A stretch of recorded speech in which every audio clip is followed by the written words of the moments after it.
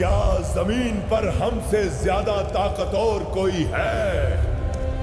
یہ صحرا ہمارا ہے، یہ طاقت ہماری پہچان ہے، ہمارے ستون آسمان کو چیرتے ہیں، ہماری گونج وقت کو ہلا دیتی ہے۔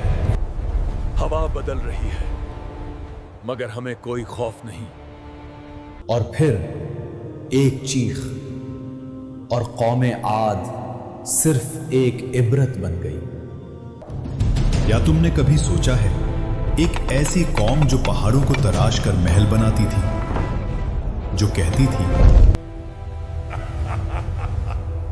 ہم سے زیادہ طاقتور کون ہے؟ مگر جب آسمان کا حکم آیا تو ان کے محل مٹی کے نیچے دبا دیے گئے۔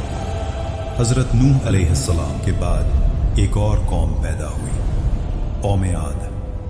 یمن اور عمان کے درمیان ایک علاقے احقاف میں رہتے تھے۔ ان کے شہر کا نام تھا ارام ذات العماد، یعنی ستمبھوں والا شہر جو آسمان سے بات کرتا تھا۔ ان کے بدن پہاڑوں کی طرح مضبوط، قد بادلوں کو چھو لیتے اور ان کا غرور آسمان کو چیر دیتا تھا۔ وہ کہتے ہم ہی زمین کے وارث ہیں۔ احقاف کی ریت میں ان کے شہری علاقے دور دور تک پھیلے ہوئے تھے۔ ان کے گھوڑوں کے پاؤں سے زمین گونجتی تھی۔ رات کو ان کے چراغوں کی روشنی دور تک چمکتی، گویا ان کا شہر زمین پر کوئی تاج ہو۔ اور وہ اپنی سبھاؤں اور بیٹھکوں میں اکثر ایک ہی بات کہتے، ہم جیسے لوگ دوبارہ کبھی پیدا نہیں ہوں گے۔ ان کے بچے بھی چھوٹی عمر میں پتھر اٹھا کر اپنی شکتی دکھاتے اور بزرگ گرو سے کہتے، ہمارے بچے بھی پہاڑوں کو جھکانے والے ہیں۔ عاد کے لوگوں کا ایک اور عجیب عقیدہ تھا۔ وہ سمجھتے تھے کہ ہوا ان کی غلام ہے۔ ان کے جوان کبھی وادی کے درمیان کھڑے ہو کر دونوں ہاتھوں کو پہلاتے اور اپنے آپ سے کہتے، دیکھو، ہوا ہمارے جسم کی پیروی کرتی ہے۔ بزرگ لوگ اپنی نشست محفل میں فخر سے کہتے، ہمارے باپ دادا ہوا کا رخ بدل دیتے تھے، ہمیں کون روک سکتا ہے؟ وہ لوگ جب طوفان کو دور سے آتا دیکھتے تو ہنس کر کہتے، ہوا ہمارے ساتھ ہے، یہ ہم پر نہیں ہمارے دشمنوں پر پڑے گی۔ لیکن انہیں کیا پتا تھا کہ آنے والی ہوا ان کی سب سے بڑی دشمن بن چکی ہے۔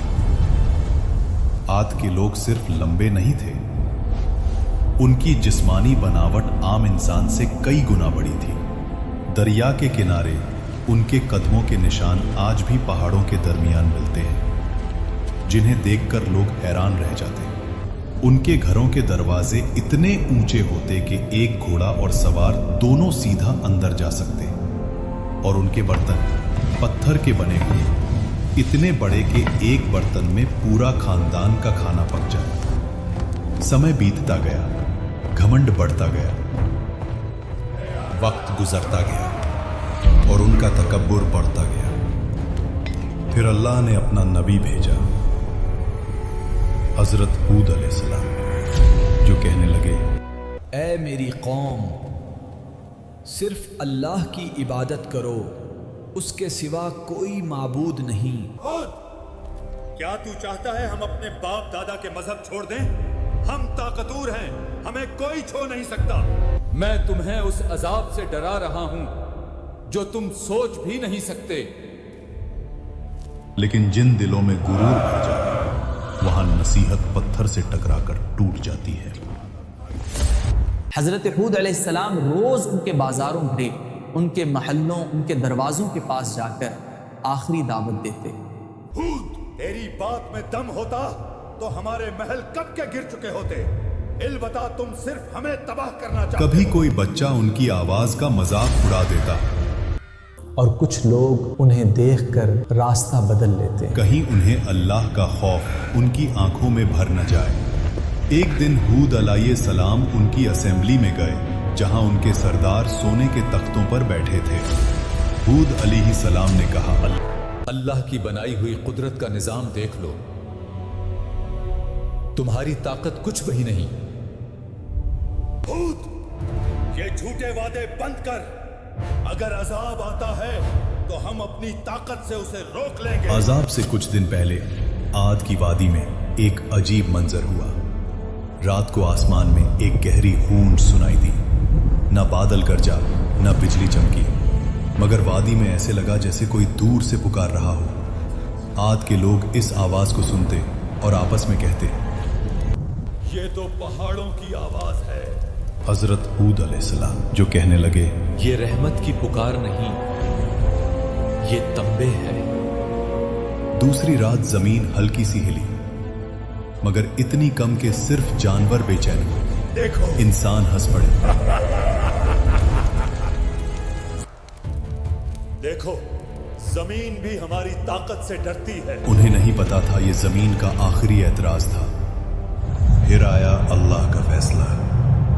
सबसे पहले उन पर कहत आया। 3 साल तक एक बूंद बारिश ना हुई।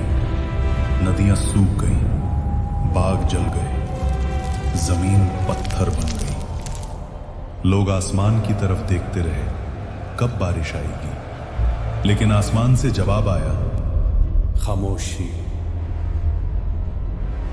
पहले साल उन्होंने कहा, ये तो मामूली सा मसला है, हम ताकतवर लोग हैं। दूसरे साल प्यास ने उनकी जुबानें सुखा दी। खाली मटके दीवारों से टकराते, जानवर प्यास की वजह से गिरने लगे। तीसरे साल आद की जमीन से वो हंसी, वो फक्र, वो आवाज ही गुम हो गई जो कभी आसमान को टकराने का दावा करती थी। और जब लोग हूद अलैहिस्सलाम के पास आए तो वो उन्हें देखकर रोए नहीं, बस इतना कहा, अब अजाब का वक्त करीब है। फिर एक दिन 3 बादल नजर आए, एक लाल, एक सफेद और एक स्याह। आसमान से फरिश्ता पुकारा, ऐ कौम आद, इनमें से एक बादल चुनो। सरबराहों ने हंसकर कहा, काला बादल, इसमें पानी है, रहमत है। मगर उन्हें क्या पता, उस बादल में रहमत नहीं, कहर छुपा था।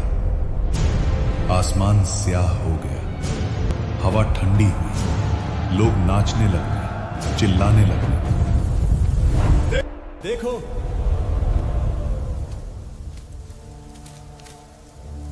बारिश आ गई। लेकिन वो पानी नहीं था, अजाब का तूफान था। पहला झोंका आया, धूल और पत्थर उड़ गए। आंधी के हर झोंके में उन्हें लगता कि हवाएं उनका नाम मिटा रही हैं। दूसरा झोंका, पेड़ गिर गए, जानवर उड़ गए। उनकी सारी मूर्तियाँ, उनका सारा फख्र, उनके बाग, उनका शहर सब हवा में बिखर रहा था। रात को लोग अपने बच्चों को बाहों में दबा लेते, मगर आंधी उनकी चीखों से ज्यादा तेज चलती है। तीसरा झोंका, इंसान हवा में छिन्न गए।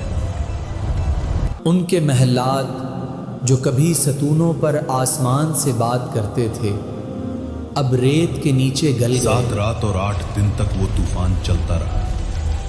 आसमान गरजता रहा, जमीन कांपती रही। उनके महल, उनकी शान सब मिट्टी में मिल गई। अल्लाह ने कहा, और आद को तबाह किया गया सख्त गरजदार आंधी से, जो 7 रात और 8 दिन तक उन पर मुसलसल चली। और जब हवा रुकी तो सिर्फ सन्नाटा था। रह गया सिर्फ रेत का समंदर और गिरे हुए तने, जैसे खजूर के खोखले तने। लेकिन उन चंद लोगों को जो हजरत हूद अलैहिस्सलाम के साथ ईमान लाए, अल्लाह ने बचा लिया। उन्हें पहाड़ों के एक गार में पनाह दी गई। और हजरत हूद अलैहिस्सलाम ने कहा, ऐ मेरे रब, तू सबसे ज्यादा रहम करने वाला है। हमें उन रास्तों पर कायम रख जो तेरी तरफ ले जाते हैं। खुद अलैहिस्सलाम जब वादी के ऊपर खड़े हुए तबाह शहर को देख रहे थे तो उनकी आंखों में आंसू भर आए। ये वो लोग थे जो कभी कहते थे,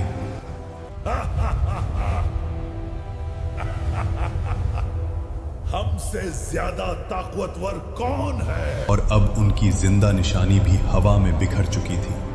हूद अलैहिस्सलाम ने कहा, तकब्बुर का अंजाम हमेशा तबाही है और अल्लाह की नाफरमानी हलाकत। आज भी अहकाफ्त की रेत के नीचे उनका शहर इराम दबा हुआ है, एक गवाही के तौर पर, जो कहती है ताकत और शान से नहीं, सिर्फ अल्लाह की इताअत से इज्जत मिलती है।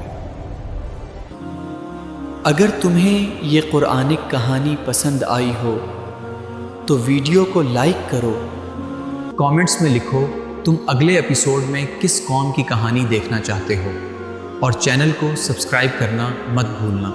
ये सिर्फ एक कहानी नहीं, एक हकीकत है जो हमेशा याद दिलाती है कि जब इंसान गुरूर करने लगता है और जुल्म और नाइंसाफी कायम करता है तो अल्लाह उसे मिटा देता है।